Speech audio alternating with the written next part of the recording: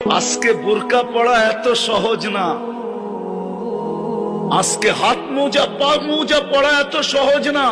নিয়ে আসেন না এই জমানায় রাবেয়াকে কবর থেকে উঠায়া, আমি একটু চেহারা দেখি রাবেয়ার, সে আমাদের মা বোনদের মতো হাত মোজা পা মোজা পড়া এরকম পর্দার সাথে চলতে পারে কিনা। কেননা রাবেয়ার জমানায় সহযোগিতা ছিল দিনের উপরে চলা, এখন তো কোনো সহযোগিতাই নাই।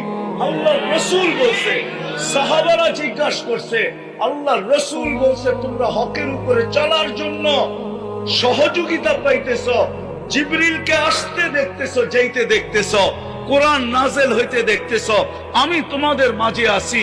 এক জমানা আসবে তোমাদের আমল একটা করবে, তোমাদের চেয়ে 50 গুণ বেশি সওয়াব পাবে। আমাদের মা বোনদের ভিতরে রাবেয়া বসরির চেয়ে বড় আল্লাহওয়ালা আছে, হতে পারতো যদি মেসেজ যাইতো।